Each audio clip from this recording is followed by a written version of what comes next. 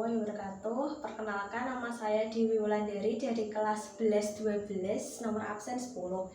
Di sini saya akan menerangkan pendudukan Jepang di Indonesia pada materi ulangan lisan sejarah umum.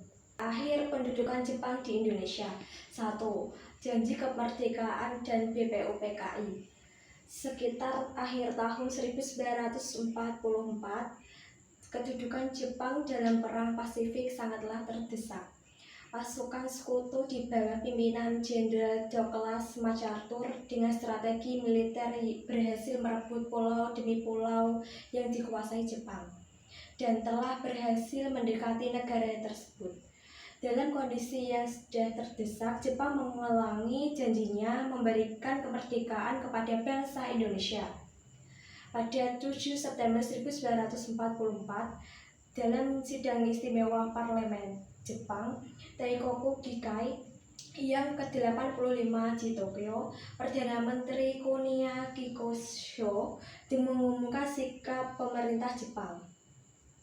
Daerah di Hindia Timur Indonesia akan diperkenankan merdeka.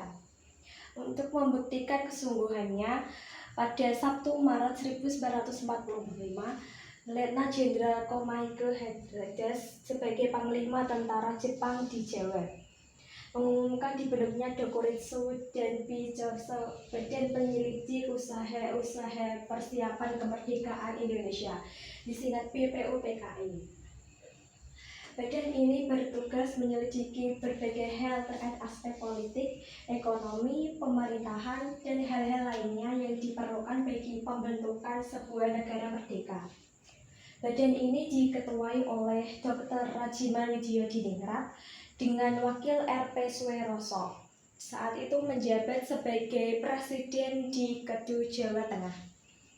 Anggota BPUPKI berjumlah 60 orang, di antaranya terdapat juga wakil dari golongan masyarakat Tionghoa, Arab, Peranakan, Belanda, serta 7 orang lainnya sebagai anggota istimewa dari Jepang.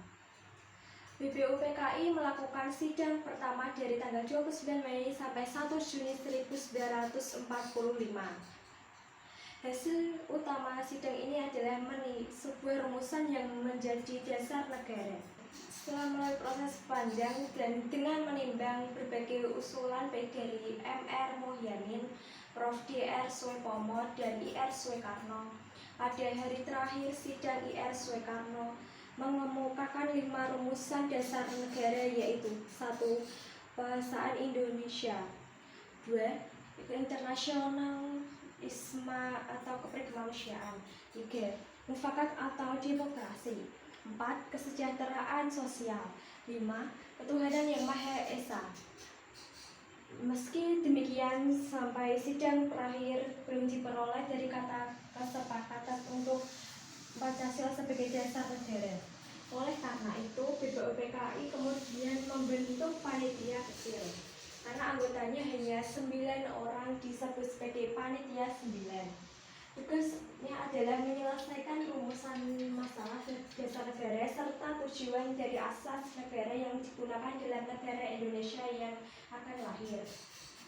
Pada 22 Juni 1945, Panitia 9 berhasil menyusun dokumen penting yang saat ini masih kita gunakan sebagai rambu-rambu dasar kebijakan pemerintah Indonesia, yakni preambul yang berisi asas dan tujuan negara Indonesia yang merdeka.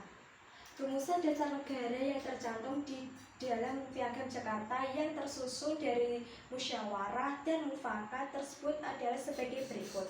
1. Ketuhanan yang dengan kewajiban menjaga syariat Islam bagi pemeluk-pemeluknya. 2. Kemanusiaan dan adil dan beradab. 3. Persatuan Indonesia. 4. Kerakyatan yang dipimpin oleh hikmat kebijaksanaan dalam permusyawaratan perwakilan. 5. Keadilan sosial bagi seluruh rakyat Indonesia. Selanjutnya, hasil Panitia 9 ini disampaikan pada sidang kedua BPUPKI. Dalam sidang ini, selain dasar negara, BPUPKI juga mengagendakan bentuk negara dan batas wilayah negara. Dalam sidang ini, BPUPKI juga membentuk 3 panitia yang terdiri dari panitia hukum dasar, panitia masalah ekonomi, dan masalah bela negara. Panitia hukum dasar negara yang diketuai oleh IR Soekarno diberi tugas membahas rancangan Undang-Undang Dasar Negara.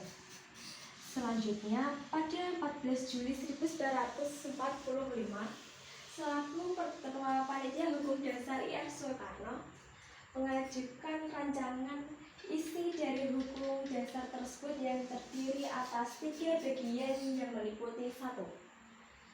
Pernyataan Indonesia Merdeka. 2. Pembukaan Undang-Undang Dasar. 3. Batang tubuh Undang-Undang Dasar. Rancangan pernyataan Indonesia ini merdeka diambil dari 3 kalimat awal alinea pertama dari rancangan pembukaan UUD, sedangkan rancangan pembukaan UUD diambil dari Piagam Jakarta. Sidang menerima dengan baik dengan usulan panitia hukum dasar ini. Setelah BPUPKI menyelesaikan tugasnya, badan ini dibubarkan pada 7 Agustus 1945 dan digantikan oleh Panitia Persiapan Kemerdekaan Indonesia (PPKI) atau Dokuresum Jendi Inkai. Anggota PPKI dipilih oleh Marsekal Terauchi, penguasa tertinggi Jepang. Jumlahnya 21 orang, kemudian ditambah lagi 6 orang tanpa sepengetahuan Jepang. Di antaranya IR Soekarno, ketua, Dr. Andes Muhammad Hatta, wakil ketua, Prof. Mr. Dr. Suepomo, anggota, dan KRT Rajimanudjodiningrat, anggota. Badan ini kemudian ditetapkan pada 9 Agustus 1945. Marsekal Terauchi kemudian mengundang 3 tokoh pergerakan nasional, yaitu IR Soekarno, Dr. Andes Muhammad Hatta, dan Dr. Rajimanudjodiningrat untuk datang ke di Asia Tenggara, yaitu di barat Vietnam. Dalam pertemuan itu, penguasa tertinggi Jepang mengatakan akan memberikan kemerdekaan kepada bangsa Indonesia pada 24 Agustus 1945 dengan wilayah meliputi seluruh wilayah bekas Hindia Belanda. 2. Proklamasi kemerdekaan. Sekembalinya Soekarno, Hatta, dan Rajimanudjodiningrat ini dalam diperoleh informasi bahwa Jepang adalah menyerah kepada Sekutu setelah bom atom Sekutu meluluh lantarkan kota Hiroshima dan Nagasaki. Selanjutnya, atas nekat bersama dan dipelopori oleh tokoh-tokoh pemuda pergerakan nasional, bangsa Indonesia kemudian memproklamasikan kemerdekaan Indonesia pada 17 Agustus 1945. 7 hari lebih maju dari tanggal yang dijanjikan Jepang. Hal ini sekaligus menjadi bukti bahwa kemerdekaan yang dicapai bangsa Indonesia murni dari perjuangan bangsa sendiri, bukan pemberian dari Jepang. F. Pengaruh kedudukan pada Jepang pada masa kini. 1. Bidang sosial budaya. Dalam bidang sosial budaya, pengaruh penjajahan Jepang struktur masyarakat, bahasa, kesenian, dan pendidikan. Struktur masyarakat pada masa pemerintahan kolonial Belanda, Indonesia mengenal desa atau duku selaku unit pemerintahan terkecil. Namun, sejak pendudukan Jepang, struktur terkecil tersebut dibagi menjadi unit-unit yang lebih kecil lagi, yang disebut rukun warga RW dan rukun tetangga RT. Sistem ini diterapkan di Jepang dengan menerapkan Hamato Narigumi. Tujuan membangun RT dan RW adalah memajukan administrasi dan pengawasan. Dengan demikian, jelas bahwa RT dan RW digunakan sebagai alat untuk mengendalikan dan memobilisasikan penduduk Jepang di Indonesia. Atas desakan tokoh-tokoh Indonesia pada tahun 1943, Jepang mengizinkan berdirinya Komisi Penyempurnaan Bahasa Indonesia yang berhasil memodifikasi 7.000 istilah bahasa Indonesia modern pada saat itu. Pendidikan, Jepang menghilangkan diskriminasi di bidang pendidikan sebagaimana dipraktikkan pada masa kolonial Belanda. Pada masa pendudukan Jepang, rakyat dari lapisan manapun yang berhak mengenyam pendidikan formal.